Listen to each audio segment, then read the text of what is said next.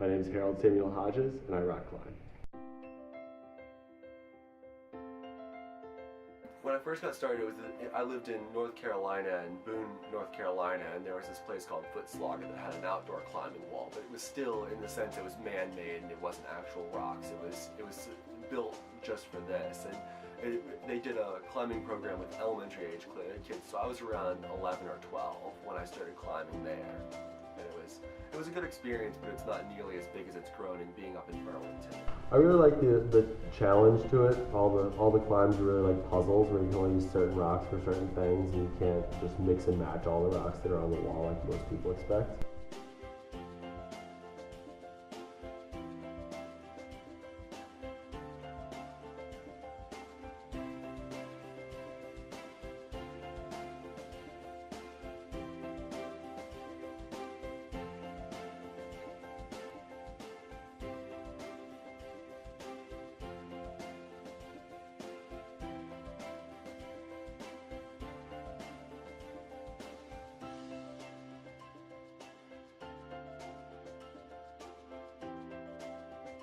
Bouldering requires no ropes, and you only really go up to about 10 feet off the ground, where your feet are only about 10 feet off the ground. It's what it goes, and the only thing keeping you from, if you fall, hurting yourself is a pad, like a mattress, basically. It's one of the foam mats that would catch you when you fall, so you wouldn't break an ankle, and it's more of a challenge in the case that all the routes are really short, but they're really complicated. So it really comes down to that puzzle aspect, because there's no gear involved.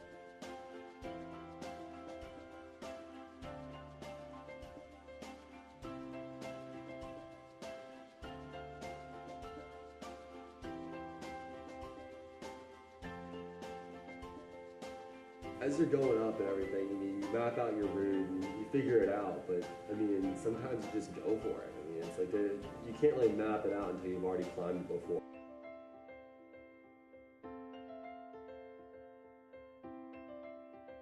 You can't figure out what's up there until you're already up there, so it takes time. That's the puzzle part of it, is that you don't know what's in the puzzle box until you open it. It gets me away from everything else. I mean, once you're focusing, I mean, you're hanging off the wall and you have to figure out where you're going to clip and where you're going to hang from next and which rock you're going to move to and which hand's going to go there. So, I mean, once you're focusing on something like that and you're hanging 30 feet off the ground or so, I mean, there's not much else you can really think about other than that.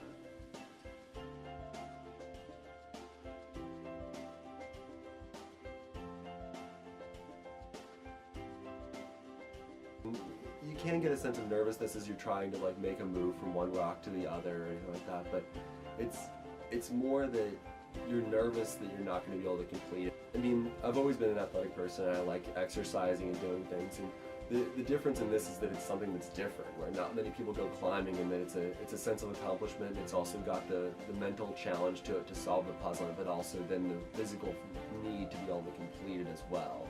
So it kind of tests both your strength and your mental ability. The only thing next is the next climb.